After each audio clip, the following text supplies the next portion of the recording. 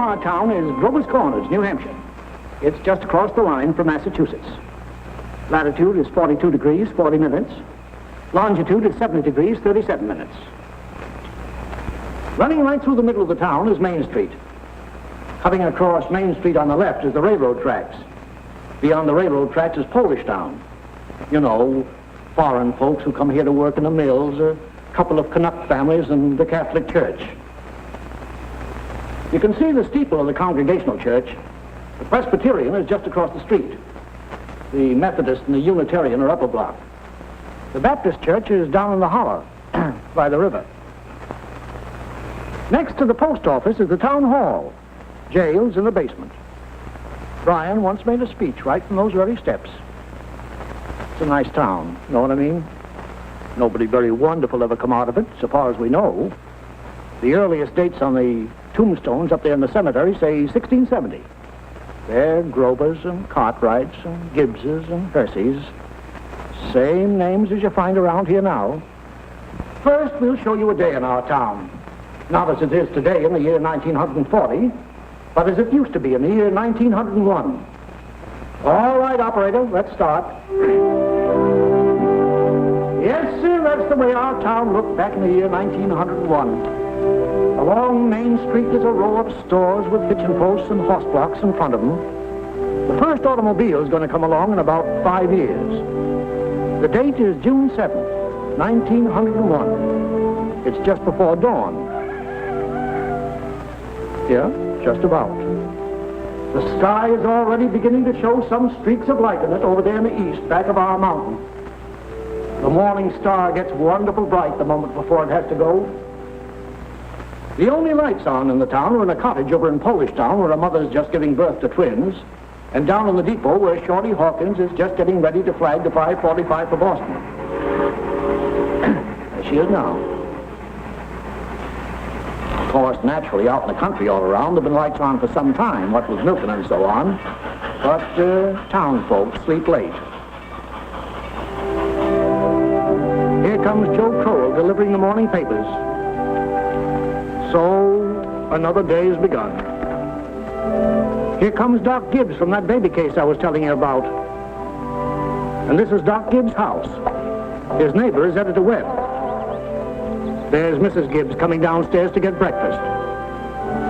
Later on, about 1910, she's going out to visit her daughter Rebecca in Canton, Ohio. Mrs. Gibbs is going to die there. Pneumonia. But she's going to be brought back here, and she's going to be buried in the cemetery right here in our town with a whole mess of Gibbses and Percys. In our town, we like to know the facts about everybody. And there's Mrs. Webb coming downstairs to get her breakfast, too. Mrs. Webb was a Grover before she married Editor Webb. Yeah. Children, time to get up. George, Rebecca, Emily, time to get up. Wally, 7 o'clock. Whoa, Missy.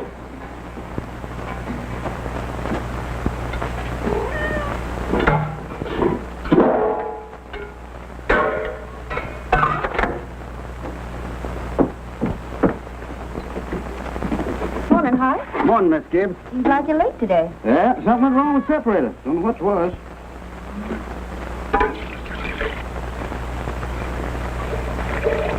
Baby. Thanks, Hart.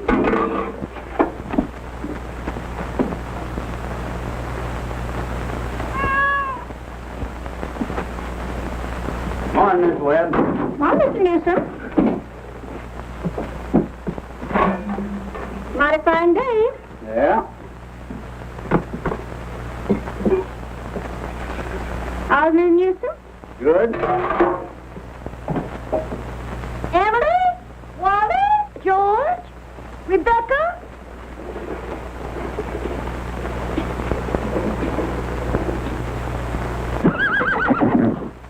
Come on, get up. Betsy, come on. What's the matter with you? Oh, they've quit taking milk. Now, come on. Morning, Howie. Come on. Morning, Doc. Betsy acting up? She's all mixed up about the rot ever since the Lockhart stopped taking a quart of milk a day. She ought to leave him a quart just the same. Keeps scolding me the whole trip.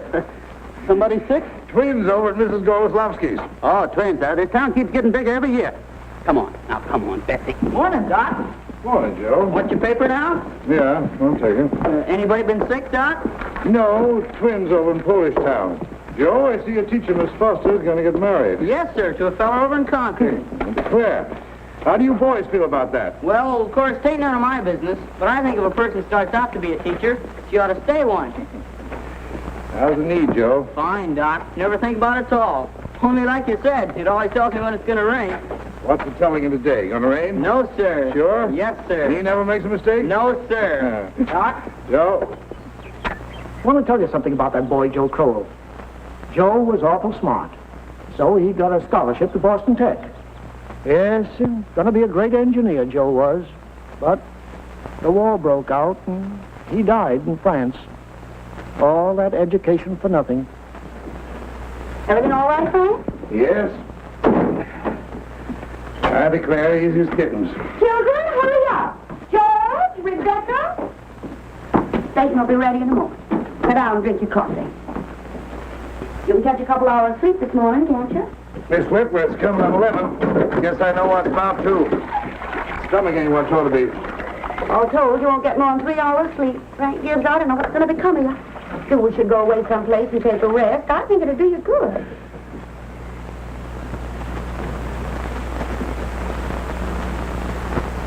Children, hurry now. Emily, Wally. I declare you have to speak to George. Seems like something's come over him lately. He's no help to me at all. Can't even get him to cut me some wood. Is he sassy to you? Just whine. All he thinks about is that old baseball. George, Rebecca, you'll be late for school. George! George, look sharp. Yes, boss. Don't you hear your mother calling you? Guess I'll go upstairs and catch 40 winks. Ma, what dress shall I wear? I washed and ironed the blue gingham for you, special. Oh, Ma, I hate that dress. Oh, hush up. Every day I go to school dressed like a sick turkey. Why, Rebecca, you always look very nice. Ma, Journey's throwing soap at me. I'll come up and slap the both of you. That's what I'll do. Hurry up, children. After 7 o'clock. I don't want to call you again.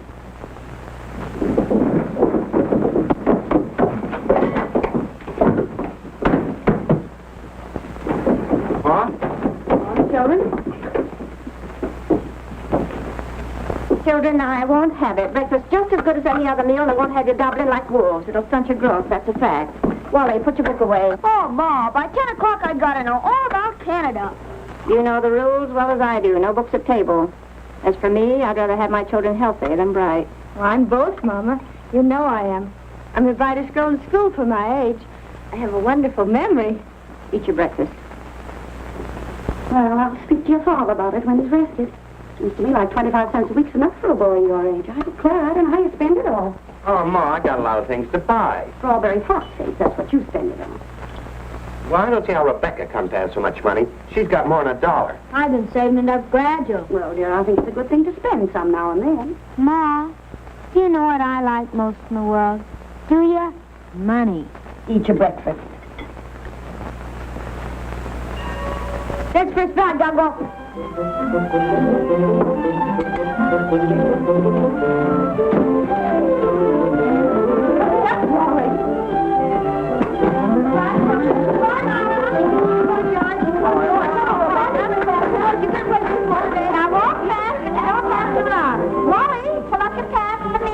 Rebecca, give me proof to my best congratulations. Can you remember that? Rebecca, pick up your feet.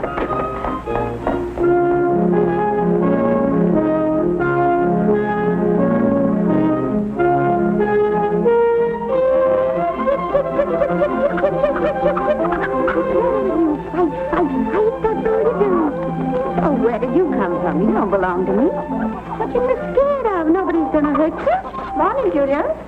Morning, Myrtle. How's your cold? Oh, still got that tickling feeling in my throat. Told Charles I didn't know if I'd go to choir rehearsal tonight. Ever try singing over your voice? Yes, but somehow I can't do that and stay on key. Beans have been good this year. Let me help you. I've tried to put up 40 quarts, but it kills me. Children say they hit them, but I notice they managed to get them down all winter. Myrtle, I got to tell you something. If I don't tell somebody, I'll burst. Why, Julia Gibbs, one of those second-hand furniture men from Boston, came to see me last Friday. First, I thought it was a patient waiting to see Dr. Gibbs. but he wormed his way right into my parlor. Little Webb, he offered me $350 for Grandmother Hershey's highboys. I'm sitting here. Well, you're going to take it, aren't you? You don't know, $350? Well, what's come over you? Well, if I could get the doctor to take the money and go away someplace on a trip, I'd sell it like that. You know, it's always been the dream of my life to see Paris, France. Crazy, I suppose. For years, I've been promising myself if we ever had the chance. How's Doctor feel about it? Well, I did beat about the bush, well.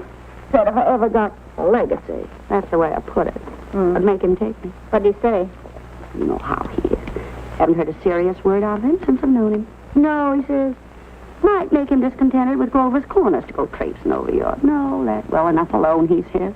Well, if that second-hand man's real serious about buying it, you sell it, Julia. Then you'll get to see Paris. Just drop a hint from time to time. That's how I got Mr. Webb to take me to see the Atlantic Ocean, you know. Try and mention it. But it seems to me once in your life before you die, you ought to see a country where they don't speak in English and don't even want to. That'll do, ladies. Thank you very much. Now we'll skip a few hours.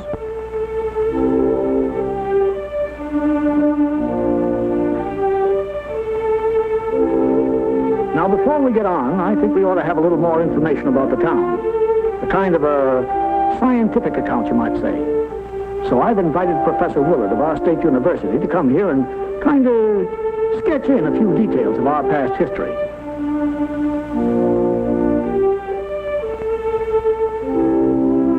There he is now. Am I late? Right on time. May I introduce Professor Willard of our state university? Now, just a few brief words, Professor. Unfortunately, our time's limited. Yes, sir. Let me see. Grover's Corners. Grover's Corners lies on the old Pliocene granite of the Appalachian Range. I might say that's some of the oldest land in the world. We're very proud of that around here. Some highly interesting fossils have been found. I might say unique fossils. 2 miles north of town in Silas Peckham's cow pasture. These may be seen in the museum of the university at any time. Well, that is, at any reasonable time. Shall I tell them about the meteorological conditions, the mean precipitation, etc.? I'm afraid we won't have time for that, Professor. We might have a few words about the history of man here, though. Oh, anthropological data. Yes. Let's see. Early Amerindian stock, Cotahatchee tribes. No evidences before the 10th century of this era. Now entirely disappeared. Possible traces in 3 families. Migration in the early 17th century of English brachiocephalic blue-eyed stock, and since then some Slav and Mediterranean. And the population, Professor? Within the town limits, 2,640. Oh, is that so? In that case, the population at the moment is 2,642. The postal districts bring in 507 more, making a total of 3,149. Mortality, birth rates, constant. By McPherson's gauge, 6.032. Thank you very much, Professor. I'm sure we're all very much obliged here. Not at all, sir, not at all. Come on. Good day. And now the social and political report. Oh, Editor Webb? Mr. Webb? Charlie Webb's the father of Wally and Emily. Emily's the smart girl with a good memory. You know, you saw her at breakfast. All right, Editor Webb, it's your turn now. Well, I don't have to tell you that we run here by a board of selectmen. All males vote at the age of 21. Women vote indirect. Politically, we are 86% Republican, 12% Democrats, 4% Socialists. The rest indifferent. Religiously, we're 85% Protestants, 12% Catholics. Rest indifferent. Very ordinary town, if you ask me, but our young people here seem to like it well enough. Lots of them settle down right here to live, even after they've been away to college. Now, is there anybody in the audience who'd like to ask Editor Webb any questions about our town? Is there much drinking in Grover's Corners? Well, ma'am, I wouldn't know what you'd call much. Saturday nights, the farmhands meet down at Ellery Greenow's stable and holler some. We got 1 or 2 town drunks, but they're always having remorses every time an evangelist comes to town. No, I'd say that liquor wasn't a regular thing in the home here, except in the medicine chest. Right good for snake bites, you know, always was. Mr. Webb. Yes? Mr. Webb, is there any culture or love of beauty in Grover's Corner? Well, no, ma'am, not much. That isn't the sense you mean. There's some girls that play the piano with the high school commencement, but they ain't happy about it. No, there ain't much culture. Robinson Crusoe and the Bible and Handel's Largo, we all know that, and Whistler's mother. That's about as far as we go. Thank you very much, Mr. Webb. Is there no one in town aware? No, I'm sorry, but we haven't time for any more questions. We must be getting on with the picture. It's getting on in the afternoon. All 2,642 have had their dinners. All the dishes have been washed. There's an early afternoon calm about the town. Charlie Webb's going home to mow his lawn. One man in 10 thinks it's a privilege to push his own lawnmower. The afternoon session of school is over. Doc Gibbs is in his office, tapping people and making them say, ah, ah. I have to go home and help my mother. I promised. Emily, walk simply. Who do you think you are today? Papa, you're terrible. One minute you tell me to stand up straight, and the next minute you call me names. I just don't listen to you. Golly, I never got a kiss from such a great lady before. Hello, Emily. Oh, hello. You made a fine speech in class today. Well, I was really ready to make a speech on the Monroe Doctrine, but the last minute Miss Foster made me talk about the Louisiana Purchase instead. I worked an awful long time on both of them. Gee, it's funny, Emily. From my window up there, I can see your head nights when you're doing your homework over in your room. Why, can you? You certainly do stick to it, Emily. I don't see how you can sit still that long. I guess you must like school. Well, I feel it's just something you have to go through. What do you think, Emily? We might work out a kind of telegraph from your window to mine, and you could give me a hit every once in a while on one of those algebra problems. Well, Oh, I don't mean the answers, Emily. Of course not. I mean, just some little hint. oh, I think hints are allowed, so if you get stuck, George, just whistle to me, and I'll give you some hints. Gosh. You're just naturally bright, I guess. Well, I figure it's just the way a person's born. Yeah. But you see, well, I want to be a farmer, and my Uncle Luke says that whenever I'm ready, I can come over and work on his farm, and if I'm any good at all, I can just gradually have it. You mean the house and everything? Oh, yeah.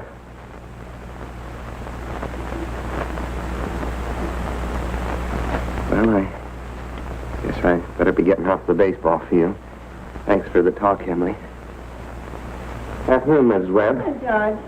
So long, Emily. So long, George.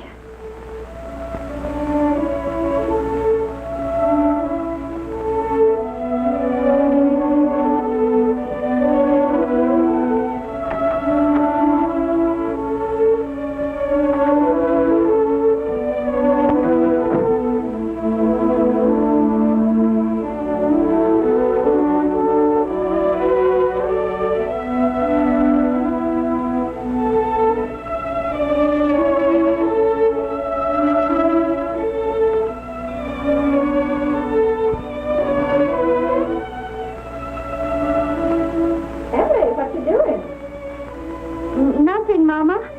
If you're doing nothing, you can come in here and help me with that yarn.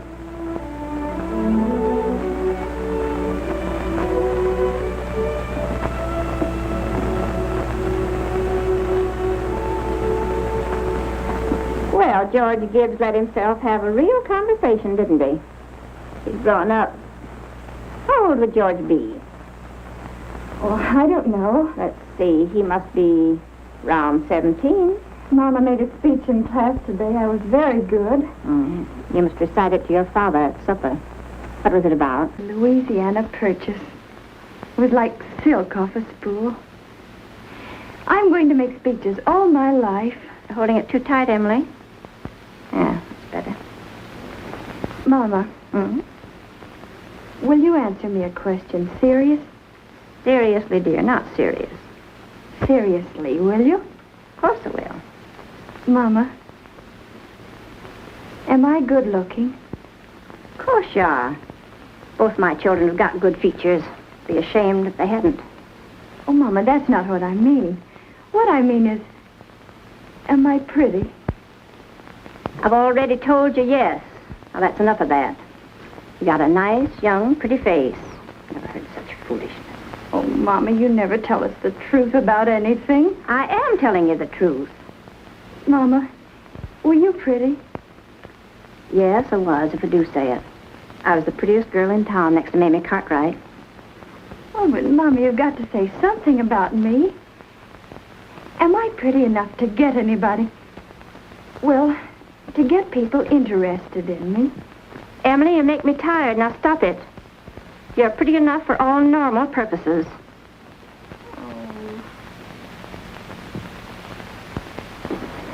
It's evening.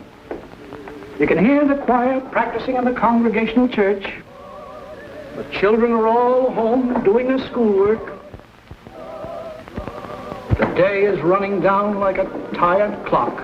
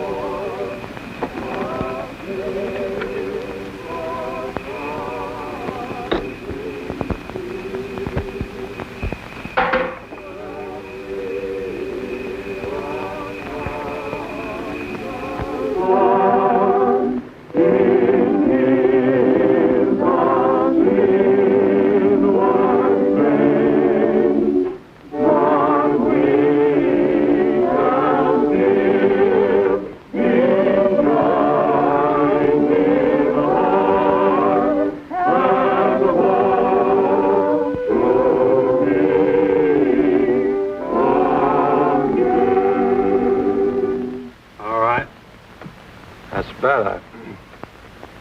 It ain't no miracle. And I'll do it again. And remember, ladies, music come into the world to give pleasure. I'll try it again.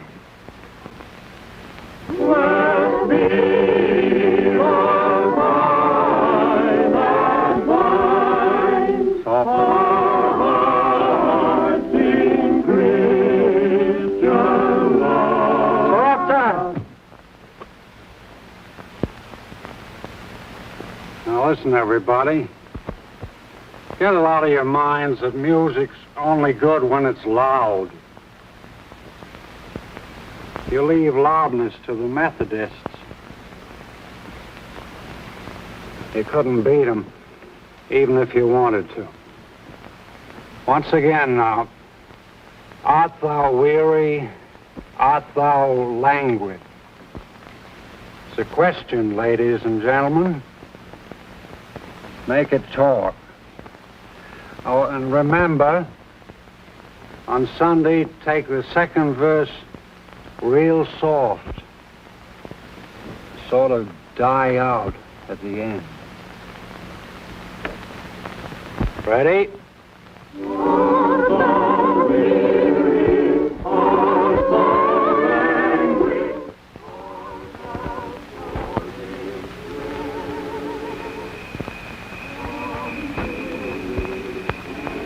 Emily.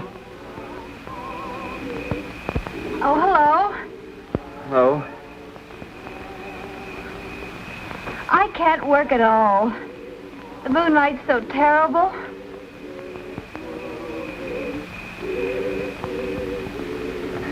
Emily, did you get the third problem?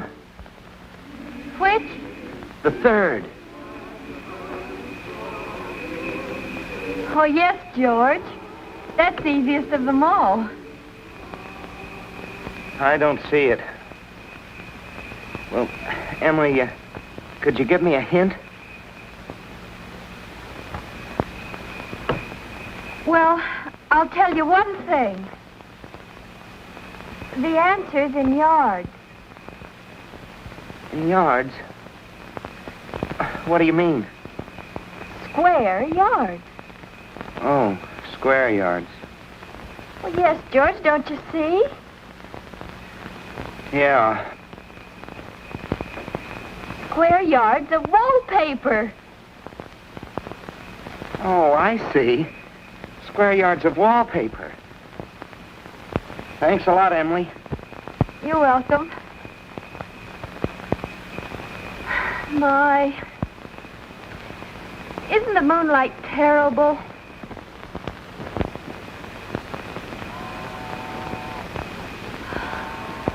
I think if you hold your breath, you can hear the train all the way to Kentucky.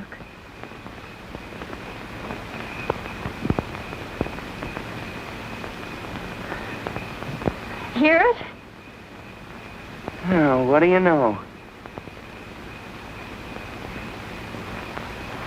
Well, I guess I'd better get back now and try to work.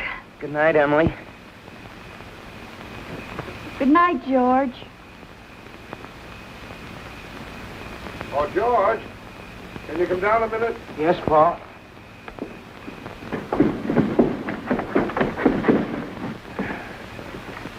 Make yourself comfortable, George. I'll only keep you a minute. George, how old are you? Me? Oh, I'm past 17. What do you want to do after school's over? You know, Pa, I want to be a farmer on Uncle Luke's farm. Mm-hmm. And you'll be willing, will you, to get up early and milk and feed the stock? And you'll be able to hoe and hay all day? Sure I will. What do you mean, Pa? Well, George, when I was here in the office today, I heard a funny sound. What do you think it was? It was your mother chopping wood. Now, there you see your mother, getting up early, cooking meals all day, washing and ironing, and yet she has to go out in the backyard and chop wood. I suppose she got tired asking you. I suppose she just gave up and decided it was easier to do it herself. Yet, you eat her meals. You put on the clothes she keeps nice for you. Then you run out and play baseball. Like she was a hired girl we kept around the house but didn't like very much. I knew all I had to do was call it to your attention. Here's a handkerchief, son.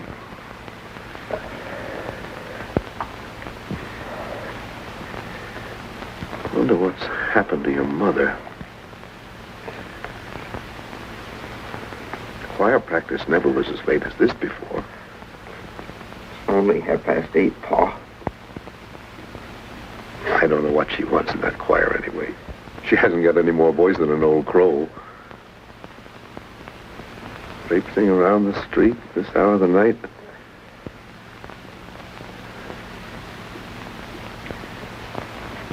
It's just about time you retired, don't you think, George? Yes, Pa.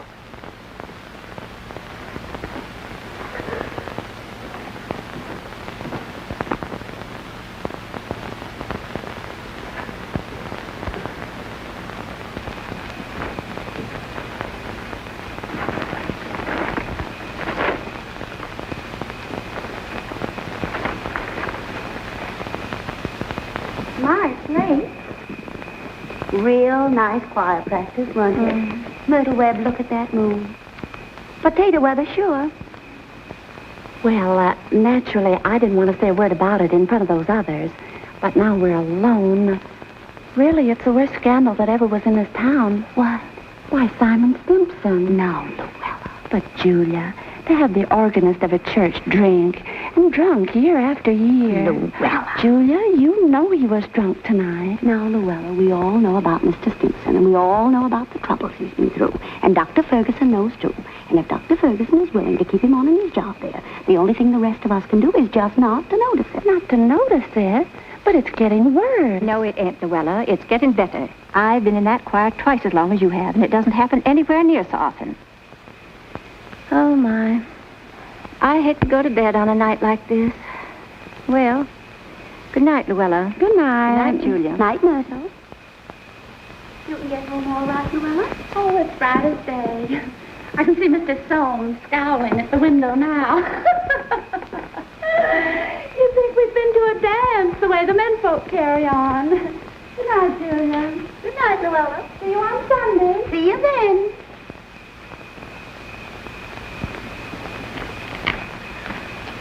Well, we had a real good time. You're late enough. Frank ain't any later than usual. You stopping to gossip with a lot of hens. Now, don't be grouchy. Smell my heliotrope. What'd you do all the time I was away? Oh, I read as usual. Well, what did the girls gossip about tonight? Believe me, Frank, there's something to gossip about. Simon Simpson? Far gone, was he? Oh, worst I've ever seen. Frank, how's all that gonna end? Dr. Ferguson can't forgive him forever. I guess I know Simon as well as anybody in this town. Some people just ain't made for small-town life. I don't know how that'll end. But there's nothing we can do but leave it alone. Get in. Oh, no, not yet. Frank, I'm worried about you. What are you worried about? Well, I think it's my duty to plan for you to get a real rest and change. And if I get that legacy, I'm going to insist upon it. No, Julie, no. There's no sense in going all over that again. Come on, it's getting late. First thing you know, you'll catch a cold. I gave George a piece of my mind tonight. I reckon you'll get your wood chop. For a little while, anyway. You know, Frank, Mrs. Fairchild always locks the front door every night. All the people up in that part of town do. They're all getting too cityfied. That's the trouble with them. They haven't got a thing fit to burgle, and everybody knows it. Good evening, Constable. Evening, Mr. Webb. Quite a moon. Yeah. All quiet tonight? Simon Stimson is rolling around a little. I just saw his wife moving out to hunt for him. So I looked the other way. There he is now.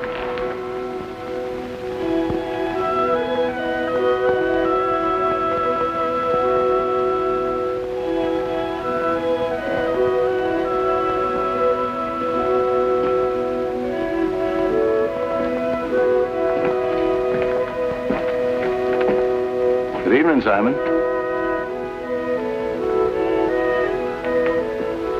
Good evening. Most of the town settled down for the evening. Guess we'd better do the same. Can I walk along with you?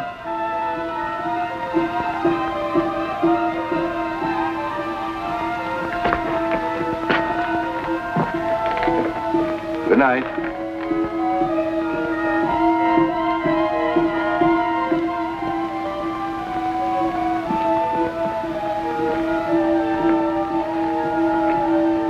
I don't know how that's going to end. Oh, Bill, if you see my boy smoking cigarettes, give a word to him, will you? He thinks a lot of you, Bill. I don't think he smokes those cigarettes, Mr. Webb. Leastways, not more than 2 or 3 a year. Well, I hope not. Good night, Bill. Good night, Mr. Webb.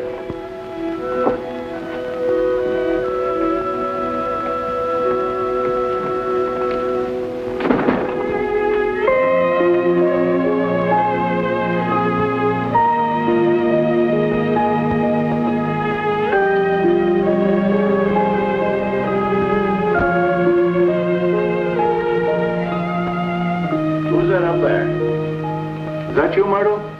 Oh, no, it's me, Papa. Why aren't you in bed? I don't know. I just can't sleep yet, Papa.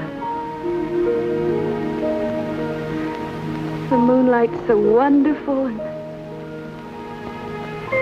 the smell of Mrs. Gibbs' heliotrope. Can you smell it? Yes. Having any troubles on your mind, have you, Emily? Trouble, Papa? No. Well, don't let your mother catch you. Good night, Emily. Night, Papa.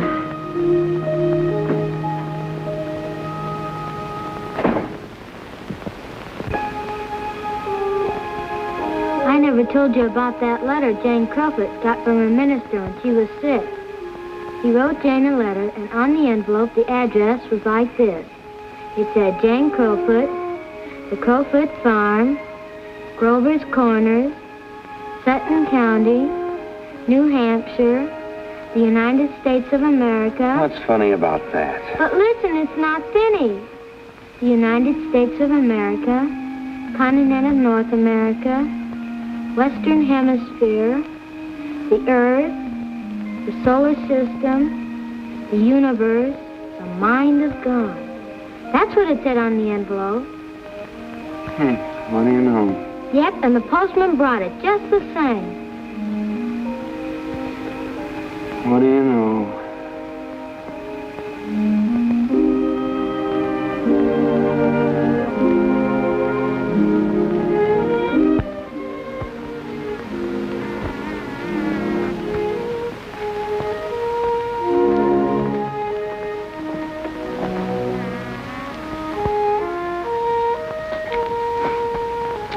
Well, 3 years have gone by.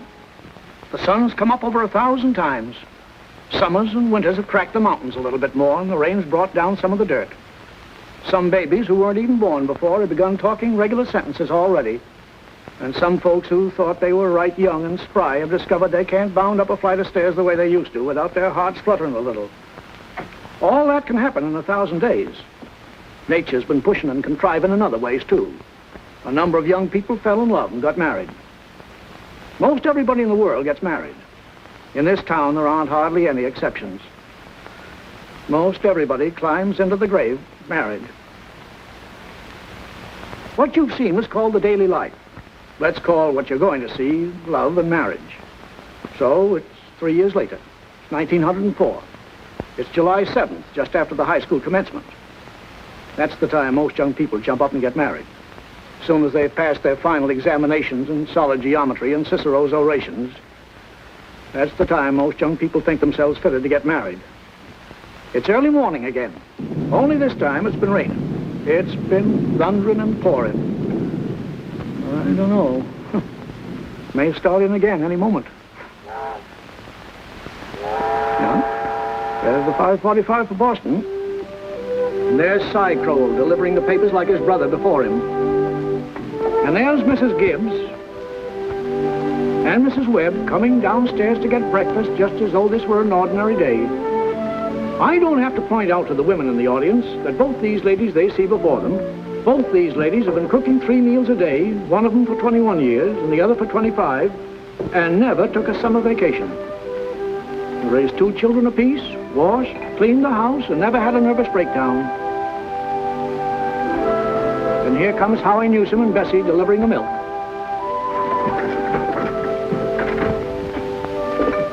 Morning, Howie. Morning, Si. Anything in the paper I ought to know? Nothing much. Except for losing about the best baseball pitcher Grover's Corners ever had. George Gibbs, huh? I don't see how I'd give up a thing like that just to get married. Would you have, Howie? Can't say. Never had no talent that way. But in '95, we had a player, Si, that even George Gibbs couldn't have touched. Name of Hank Todd. But he went down to Maine to become a parson. Wonderful ball player. Fine. Howie?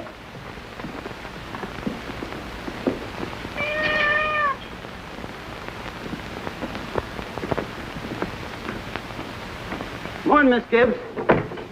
Morning, Howie. It's too bad it's so wet, but I guess it's cleared up for good. Certainly hope it has. Going to have a house full of relations today, Howie. Looks like I'll need 3 of milk and 2 of cream. 3 of milk and 2 of cream. My wife says to tell you we hope they'll be happy. No, they will. Thanks a lot, Howard. Tell your wife I hope she gets the wedding. Maybe she can. She'll get there if she can. Morning, Miss Webb. Hi, Mr. Newsom. Told you 4 quarts, but I hope you can spare me another. Yes, ma'am. I brought you a pint of cream, too. Miss Newsom told me special to tell you as how we hope to be very happy. No, they will. Thank you, Mr. Newsom, and thank Mrs. Newsom. We're counting on seeing you at the church. Yes, sir. We hope to get there all right. Couldn't miss that.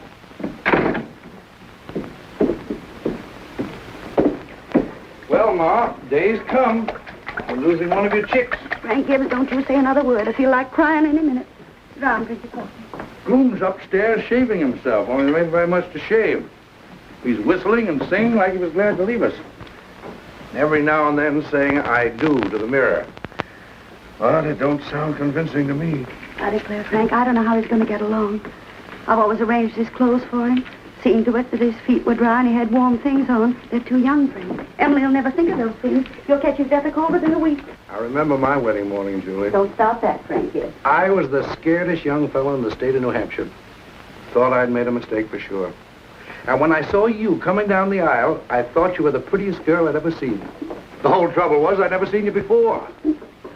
There I was, right in the Congregational Church, being married to a total stranger. Well, how do you think I felt? I tell you, Frank, weddings are perfectly horrible things. Farces, that's what they are. Made something for you. Why, Julie Hersey. French toast. Ain't hard to make. Besides, I had to do something. How'd you sleep last night, Julie? Heard a lot of hours struck off. I get a shock every time I think of George setting out as a family man. That great, gangling thing. I tell you, Julie, there's nothing in the world so terrifying as a son. The relation between a father and a son is that dangest, awkwardest... Well, mother and daughter's no picnic, I can tell you. I do.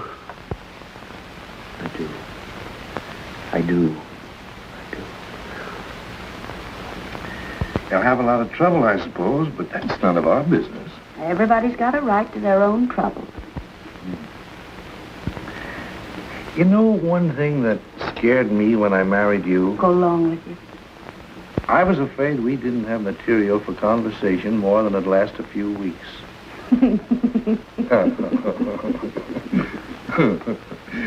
I was afraid we'd run out and have to eat our meals in silence. Well, you and I have been conversing for 20 years without any noticeable barren spells. Good weather, bad weather, tain't very choice, but I always find something to say. Did you hear Rebecca stirring around up there? No. This is the only day in the year when she isn't managing everyone's affairs up there. She's hiding in her room, and I have an idea she's crying. Man, Faith, this has got to stop. Rebecca? Rebecca, come and eat your breakfast.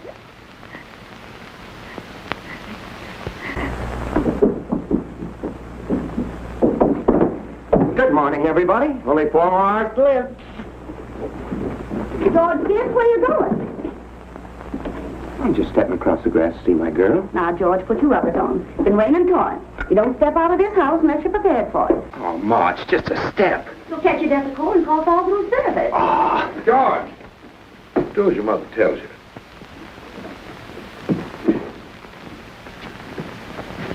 From tomorrow on, you can kill yourself in all weathers. But when you're in my house, you'll live wisely, thank you. Maybe Mrs. Webb ain't used to call us at 7 o'clock in the morning. Here, have a cup of coffee first. Be back in a minute. Good morning, Mother George. Webb. Goodness, you frighten me. George, I hate to say it, but you understand I can't ask you in. Why not? You know as well as I do a groom can't see his bride on his wedding day. Not till he sees her in church first. Oh, that's just a superstition. Good morning, Mr. Webb. Morning, George. You don't believe in that superstition, do you? There's a lot of common sense in superstitions, George. Millions have followed it, and don't you be the first to fly in the face of custom. How's Emily? She hasn't waked up yet. Haven't heard a sound out of her. Emily's asleep. Well, no wonder we were up till all hours, sewing and packing. Tell you what I'll do, George. You sit down here with Mr. Webb for a minute, drink that cup of coffee. And I'll run up and see that she doesn't come down and surprise you. There's some bacon there. I don't be too long about it.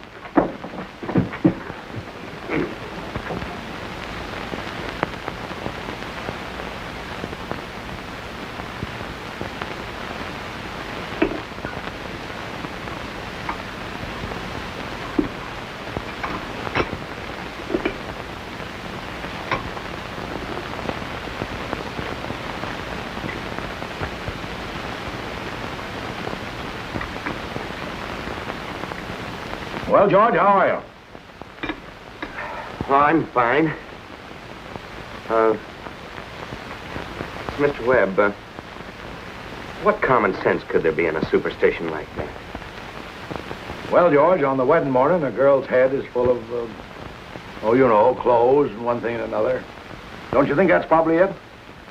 Well, yes. Guess I never thought of that before. The girls have to be mite nervous on her wedding day. Gee, I wish a person could get married without all that marching up and down. Every man that's ever lived has felt that way, George. And it hasn't been any use. It's the women folks who've built up weddings, my boy. Man looks mighty small at a wedding, George. All those good women standing shoulder to shoulder, making sure that the knot's tied in a mighty public way. Well, you believe in it, don't you, Mr. Webb? Oh, yes. Oh, yes. Now, don't misunderstand me, George. Marriage is a wonderful thing. A wonderful thing. Don't you forget that, George. No, sir.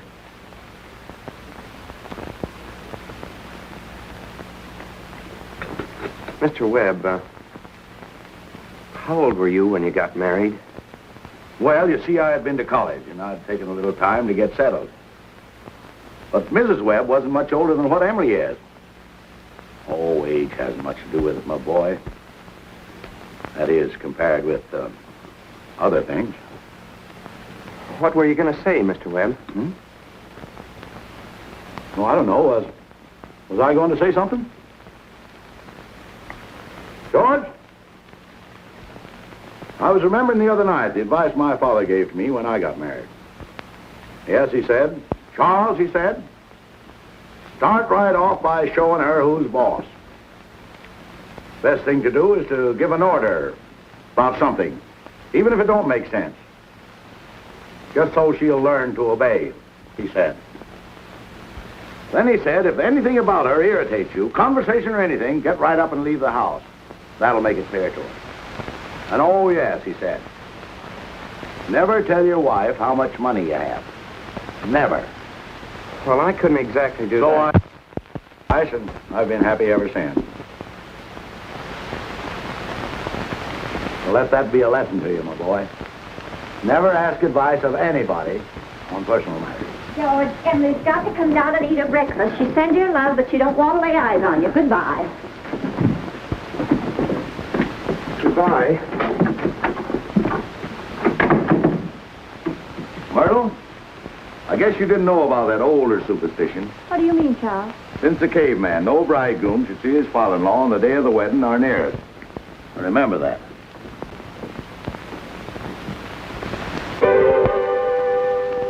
Now, before we get on with the wedding, I think we should see how it all began, this plan to spend a lifetime together. I'm awfully interested in how such big things begin. You know, you're 21 or 22, and then you're 70. You've been a lawyer for 50 years, and the white-haired lady beside you has eaten 50,000 meals with you. How do such things begin? Now, George and Emily are going to show you the conversation they had when they first knew, as the saying goes, they were meant for one another. Now, it all happened last year on the way home from school. George had just been elected president of the senior class, and Emily had just been elected secretary and treasurer. Now, you all know how important that is. Emily, can I carry your books home for you? Well, thank you. It isn't far. Bob, if I'm late, start practicing. Give Herb some long high ones. All right. Awfully glad you were elected, too, Emily. Thank you. Emily, why are you mad at me? Oh, I'm not mad at you. You've been treating me so funny lately. Well, since you asked me, I might as well say it right out, George. Goodbye, Miss Corcoran. Emily? Bye, Miss Cochran. George? What is it? I don't like the whole change that's come over you this last year. I'm sorry if that hurt your feelings, but I just got to tell the truth and shame the devil. A change? What do you mean? Well, up to a year ago, I used to like you a lot. I used to watch you while you did everything. Because we'd been friends for so long. Then you started spending all your time at baseball, and you never stopped to speak to anybody anymore. Not to really speak. Not even to your own family you didn't. And George, it's a fact. Since you've been captain, you got awful stuck up and conceited, and all the girls say so. It hurts me to hear them say it, but I have to agree with them a little because it's true. Oh, gosh, Emily. I never thought that such a thing was happening to me. I guess it's hard for a fellow not to have some faults creep into his character. Always expect a man to be perfect, and I think he should be. Well,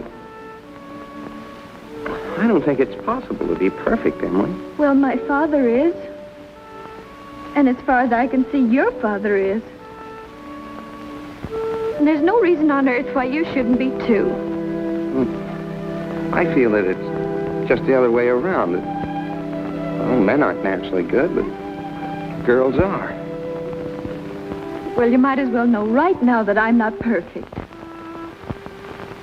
It isn't as easy for a girl to be perfect as a man because, well, we girls are more nervous. Oh, now I'm sorry I said that about you. I don't know what made me say it. Emily... Now I can see it isn't the truth at all. Suddenly I feel it isn't important anyway.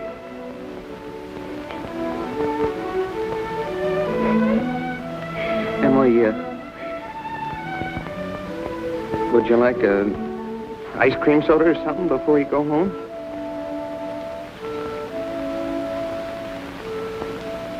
Thank you, I would. Hello, George. Hello, Emily. Oh, Miss Morgan. Well, what can I do for you? Why, Emily Webb, what you been crying about? Well, she got an awful scare, Mr. Morgan. That hardware store wagon almost ran over her. And everybody says that Tom Huckins drives like a crazy man. Well, here, let me give you a glass of water. Gracious, you look all shook up. I tell you gotta look both ways before you cross Main Street these days. It's getting worse every year. What do you have? I'll have a strawberry phosphate, Mr. Morgan. Oh, no, Emily. Have a soda with me. Well, 2 strawberry ice cream sodas, Mr. Morgan. 2 strawberry ice cream sodas, yes, sir. Yes, sir, I want to tell you something. There are 275 horses in Grover's Corners this very moment I'm talking to you. State inspector was in here yesterday. Now with all these automobiles coming along, looks to me like the only safe place to stay was to home. Gracious, I can remember the time when a dog had run out in the middle of Main Street all day long without anything coming along to disturb him. There you are. Howdy, Mrs. Ellis. What can I do for you? got a prescription. Yes? Well, let's see. Shouldn't take long to fill that. You just sit down here. Be with you in just a minute. Expensive. No, Emily, don't you think about that. We're celebrating our election. Emily, I want to ask you a favor. What? If I go away to State Agricultural College next year, will you write me a letter once in a while? I certainly will. I certainly will, George. It certainly seems like being away 3 years, you'd get out of touch with things. Maybe letters from Grover's Corners won't seem so interesting after a while. Grover's Corners isn't a very important place when you think of all New Hampshire, but I think it's a very nice town. Oh, well, the day wouldn't come when I wouldn't want to know everything about our town. Well, I know that's true, Emily.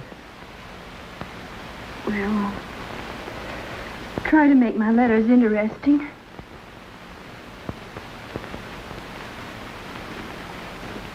You know, Emily, whenever I meet a farmer, I ask him if he thinks it's important to go to agricultural school to be a good farmer. Why, George. Yeah, and some of them even say it's a waste of time. And well, you can get all that stuff anyway in the pamphlets the government puts out. Well, Uncle Luke's getting pretty old, and he's about ready for me to start taking over his farm. Tomorrow, if I could. Oh, but George, maybe it's important for you to go and learn all that about cattle judging and soils and those things. Of course, I don't know. Emily, I'm going to make up my mind right now. I won't go. I'll tell Pa about it tonight. But, George, you don't have to decide right now. It's a whole year away. Emily, I'm glad you spoke to me about that fault in my character. And everything you said was right, but there was one thing wrong with it. And that's when you said I wasn't noticing people. You, for instance. You say you were watching me when I did everything. I was doing the same thing about you all the time. Why? Sure, I always thought about you as one of the chief people I thought about. I always made sure where you're sitting on the bleachers, who you were with. For 3 days now, I've been trying to walk home with you, but something always got in the way. And yesterday, I was standing out by the wall waiting for you. And I walked home with Miss Cochran. Oh, George. Life's awful funny. How could I have known that? I thought... Emily, I'm going to tell you why I'm not going to agricultural school. I think that once you've found a person that you're very fond of, a person who's fond of you, too, likes you well enough to be interested in your character, I think that's just as important as college is, and even more so. That's what I think. I think it's awfully important, too. Emily? Yes, George? Emily, if I do improve and make a big change, well, would you be... I mean, could you be... I am now. I always have been.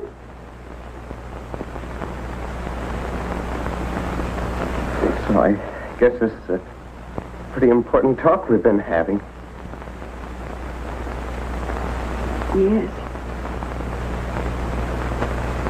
Yes.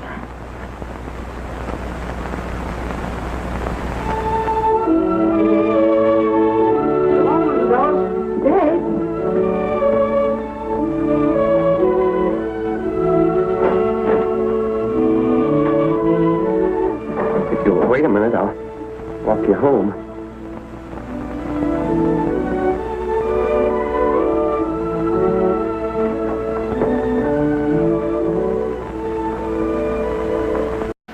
Mr. Morgan. Yes? I'll have to go home and get the money to pay you for this. Why, George Gibbs, do you mean to tell me that But, you... Mr. Morgan, I had a reason. Look, I'll leave my gold watch with you until I get back. No, you keep your watch, George. I'll trust you. But I'll be back in 5 minutes. I'll trust you for 10 years, George. Not a day more, though.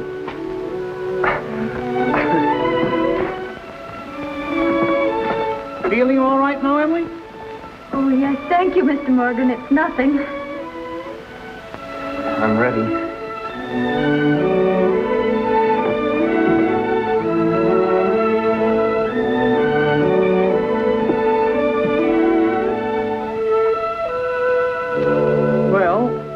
Now to get on with the wedding. There's a lot of things to be said about a wedding. We can't get them all into one wedding, naturally. Especially not a wedding in Grover's Corners, where weddings are mighty short and plain. People think a lot of thoughts during a wedding. The bride, the groom, the relatives and the guests, and even the minister. Yes, a lot of thoughts go on during a wedding. I've married 200 couples in my day. M marries N. Millions of them. The cottage, the go-kart, the Sunday afternoon drives in the country, the first rheumatism, the grandchildren, the second rheumatism, the deathbed, the reading of the will. Once in 1,000 times it's interesting. I don't know why on earth I should be crying. I suppose there's nothing to cry about. This morning at breakfast, just come over me. There was Emily eating her breakfast as she's done for 17 years. She's going out of my house. I suppose that's it. I never felt so alone in my whole life. I don't want to get married. Why can't I stay for a while as I am? Papa, darling, don't you remember what you used to say all the time, that I was your girl? I don't want to get married.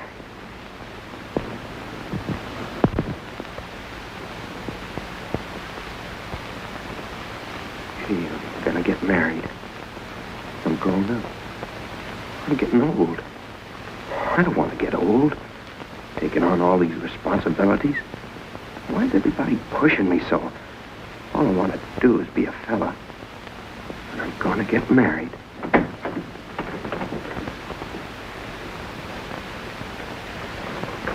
Cheer up, Ma. I'm getting married. Come on, Ma. Now, Ma, you say Thursday night. Emily and I'll be over for supper every Thursday night. You'll see. Come on, Ma. We've got to get ready for this. Got the ring? Oh, yes, sir. Come on.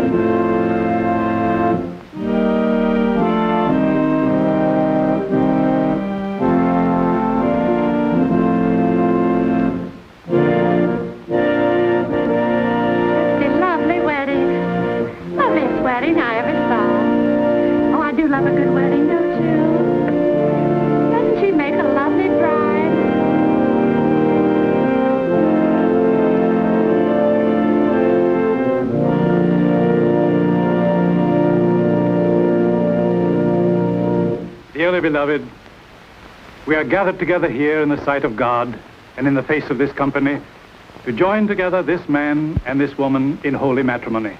Don't know when I've seen such a lovely wedding. Be entered into I always cry. Reverently, I don't know why it is, but I always cry. And in the fear of God. I just like to see young people Into happy. this holy estate, these two persons They're such a lovely come now to couple. be joined. I've never been to Require such a and nice charge you wedding. both, in sickness I'm and in sure- health, to love and to cherish till death you do part, according to God's holy ordinance, and thereto plight her your troth. I do. Do you, Emily, take George to your wedded husband, to have and to hold from this day forward, for better, for worse, for richer, for poorer, in sickness and in health, to love and to cherish till death you do part, according to God's holy ordinance, and thereto plight him your troth? I do. What token dost thou give of thy sincerity? With this ring, With this ring, I thee wed. I thee wed. For as much as George and Emily have consented together in holy wedlock, and have witnessed the same before God and this company, and have declared the same by giving and receiving a ring, I pronounce that they are husband and wife. Amen.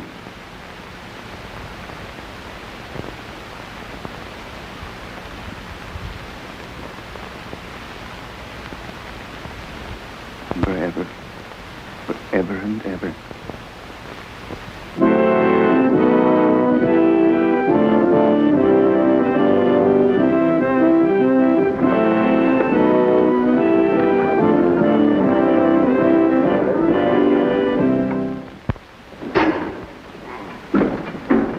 Hey, your first of the month, like usual. Hey, you, Holly.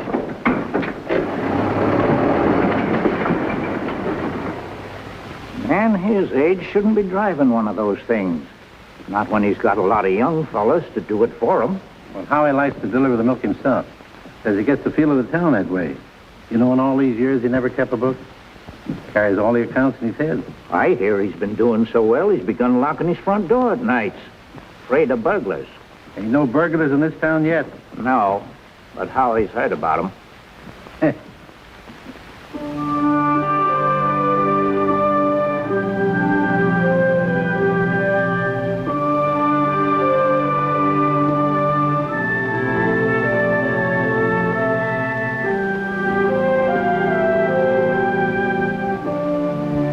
This time, 9 years have gone by, friends. It's the summer of 1913. Gradual changes in Grover's Corners. Horses are getting rarer. Farmers are coming into town now in Fords. Still, you'd be surprised, though, on the whole. Things don't change much around here. This is an important part of Grover's Corners up here in this hilltop. Lots of sky, lots of clouds, often lots of sun and moon and stars. Certainly a beautiful spot up here. I often wonder why people want to be buried in Woodlawn or Brooklyn when they might pass the same time up here in New Hampshire. Over here are the old stones. 1660, 1670. Strong-minded people who come a long ways to be independent. Over here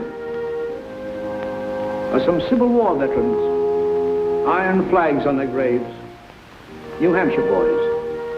They had a notion that the Union ought to be kept together, although they'd never seen more than 50 miles of it themselves. All they knew was a name, friends. The United States of America.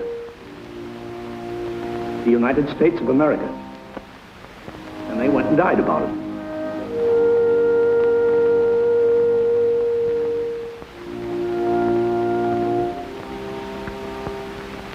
This is the new part of the cemetery.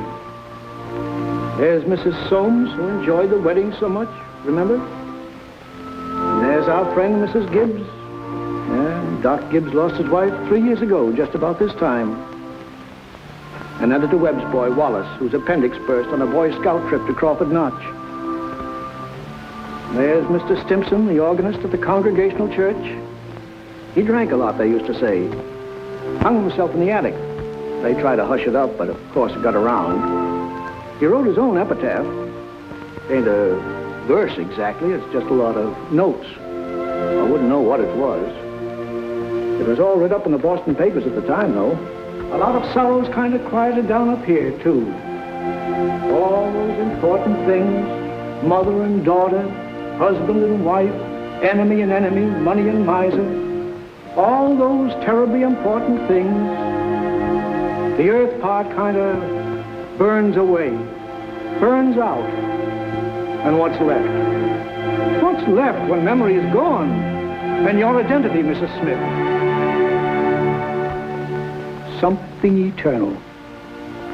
We all know down in our bones that something is eternal, and that something has to do with human beings. All the greatest people that have lived for the past 5,000 years have been telling us that. And yet you'd be surprised how we lose sight of that fact. There's something eternal about every human being. I guess I'm thinking these thoughts today on account of our friend Emily. Another baby's expected down at that happy home we saw started. It's Emily's second. There's a little boy about 6 years old. But this time Emily's pretty sick. Doc Gibbs is going around these days with a mighty worried face.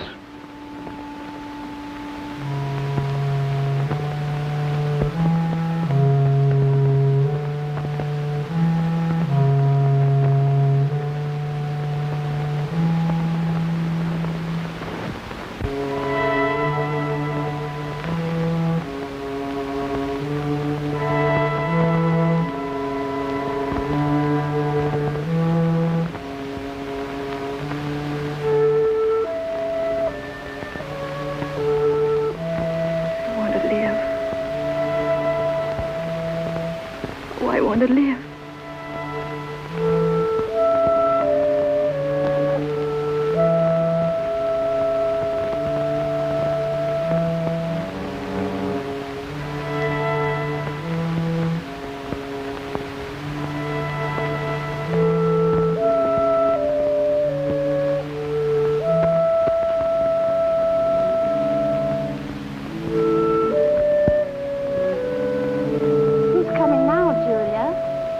My daughter-in-law, Emily Wade. What ails her? Trouble bringing a baby into the world.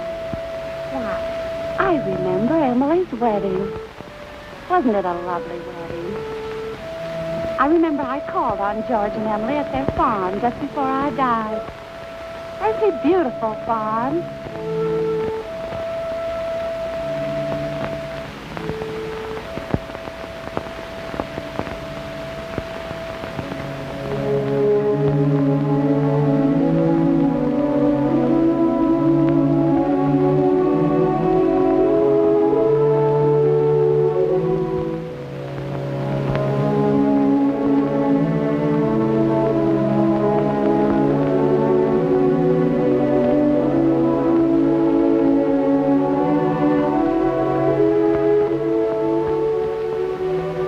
Dear friends, as we gather here in the last tribute of memory to our loved one, Hello, Mother Gibbs. let us remember the words Hello, of Nossa. Emily. Hello, I Emily. am the resurrection and the life. Hello, Mrs. Soames. He that believes Hello, sis. Hello, Holly. eternal in the heavens.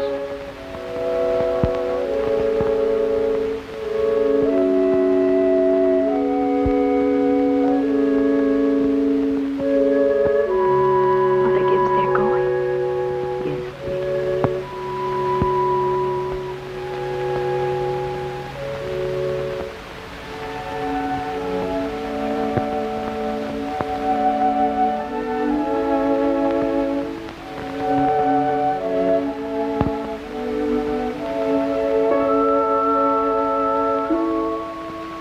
Father Gibbs is bringing some of my flowers to you, Mother Gibbs.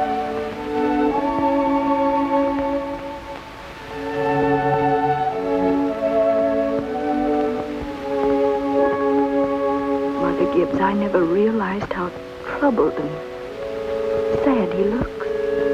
I loved him so. Mother Gibbs? Mother Gibbs?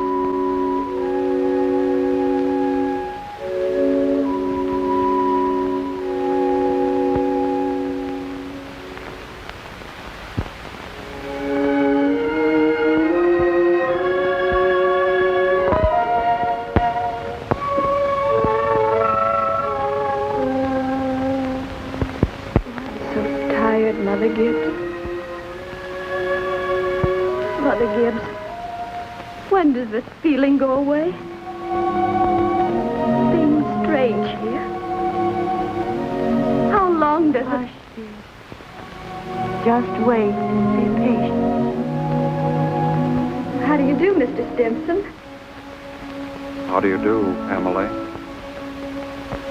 Mother Gibbs, George and I have made that farm into just the best place you ever saw. We thought of you all the time. We wanted to show you the new barn and a great long cement drinking fountain for the stock. We bought that out of the money you left us. I did. Mother Gibbs, don't you remember? The legacy you left us.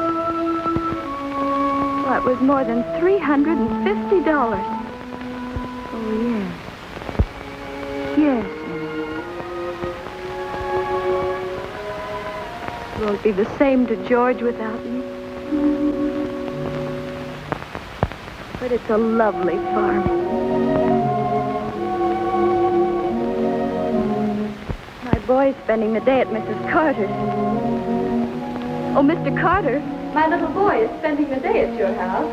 He is? Yes, he loves it there. Mother Gibbs, one can go back in memory and live each of those days over again. Poor Just then, for a moment, I was thinking about the farm. For a moment, I was there. And my baby was in my arms as plain as day. Yes, but when you've been here longer, you'll realize that our life here is to forget all that. To think of what is ahead and be ready for what is ahead. But, Mother Gibbs, how can I ever forget that life? It's all I know. It's all I had. One can go back and live all those days over again. I feel it. I know it. You not only live it, you watch yourself living it. I'll choose a happy day. Oh, Emily, it isn't wise. Really, it isn't. I'll choose the day I first knew I loved George.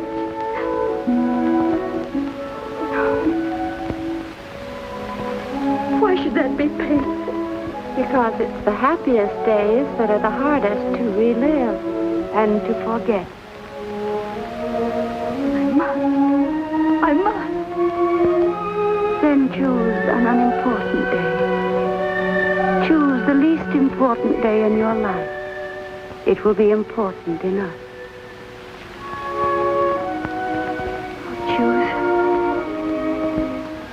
I'll choose. Yes, Emily. Think hard. Remember.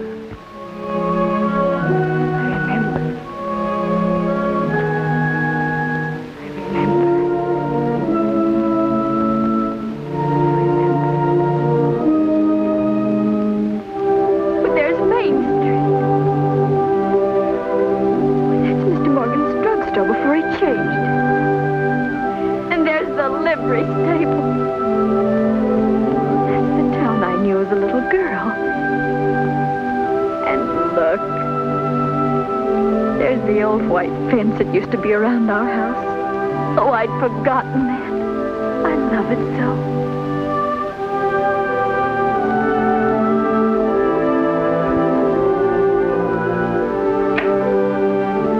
There's Mama coming downstairs to make breakfast.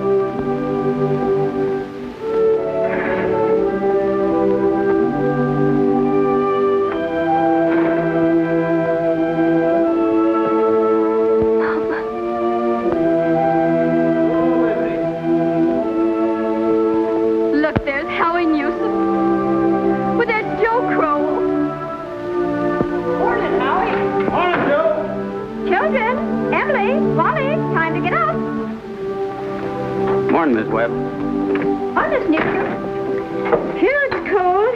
Yes, 10 below by my barn, Miss Webb. Keep yourself wrapped up, Mr. Newsom. Yes, sir. Oh, tell Emily many happy returns of the day. Now I know. It's my 16th birthday. Mama, I can't find my blue hair ribbon anywhere. Just open your eyes, dear, that's all. I laid it out special for you on the dresser there. If it were a snake, it'd bite you. How young Mama looks. I didn't know Mama was ever that young. Morning, Howie. Morning, Miss Webb. There's Pop. You're up early. Yeah, I've been back from old college, New York State, to make a speech. Any news here? Constable was called up this morning to rescue a foolish fellow. Darn near froze to death he was. Let's put that in the paper. Morning, Mother. Well, there you are back at last. How'd it go, Charles? Oh, fine, I guess. I told him a few things. Everything all right here? Yes, can't think of anything that happened special. Been mighty cold. Howie Newsom says 10 below down to his barn. Yes, well, it's colder than that at Hamilton College. Students' ears are falling off. They ain't Christian. Paper have any mistakes in it? Not that I noticed. Well, you can have your coffee when you want it, Charles. Don't forget it's Emily's birthday. Did you remember to get her anything? Got it right here. Where's my girl? Where's my birthday girl? Don't interrupt her now, Charles. You can see her at breakfast. She's slow enough as it is. I can't bear it. Why did they ever have to get old? Mama, I'm here. I'm grown up. Oh, I love you all. Everything. I can't look at everything hard enough. Hurry up, children. 7 o'clock. I don't want to call you again.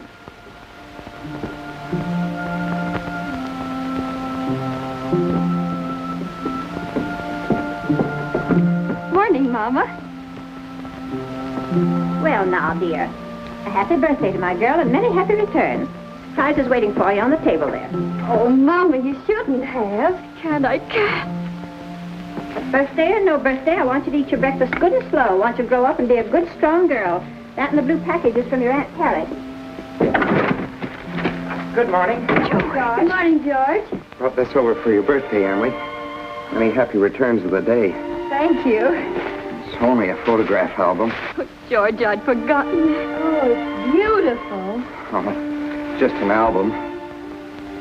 I'm going out to my Uncle Luke's farm today. Like it out there. George, we grew up and were married, don't you remember? Uncle Luke gave you the farm. Well, goodbye.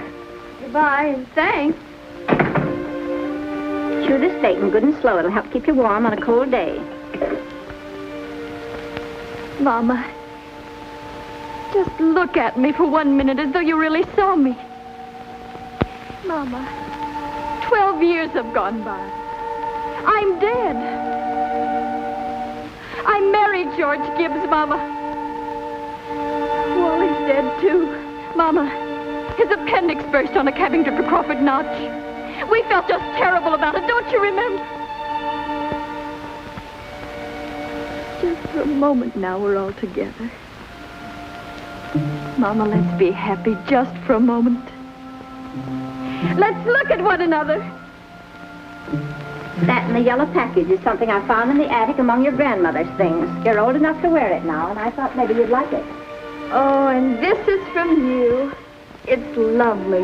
It's just what I wanted. It's beautiful. I hoped you'd like it.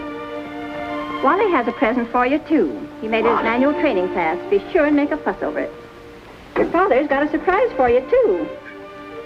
Don't know what it is myself. There he comes.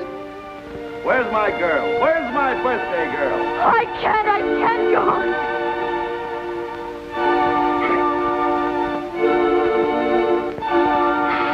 It goes so fast. We don't have time to look at one another.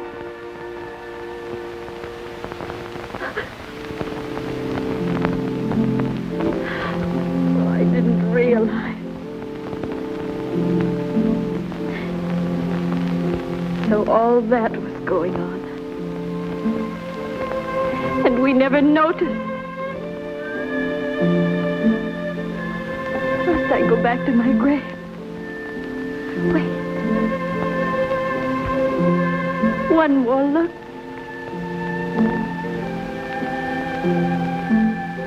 Goodbye. Goodbye, world. Goodbye, Grover's Corner. Mama, Papa. Goodbye to clocks ticking. My butternut tree and Mama's sunflowers. Food and coffee. New iron dresses and hot baths. And sleeping and waking up. Oh, Earth, you're too wonderful for anybody to realize you. Do any human beings ever realize life while they live it? Every minute. Oh, I want to live, I want to live, I want to live. Of course you do, Emily. Of course.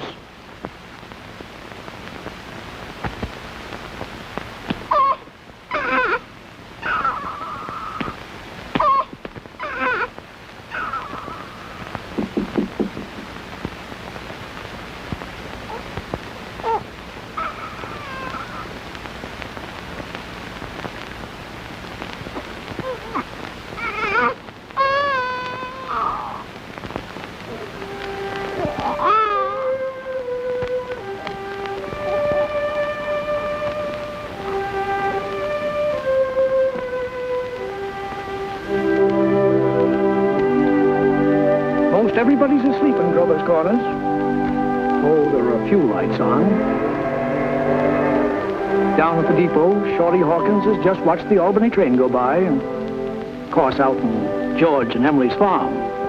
They're still up. Talking over the new baby, I suppose. It's like what one of those Midwestern poets said. You gotta love life to have life, and you gotta have life to love life.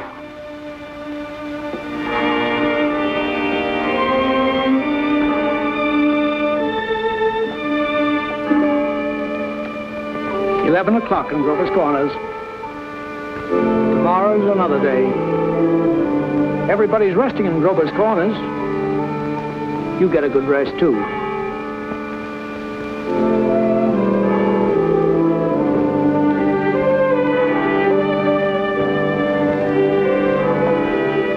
Good night.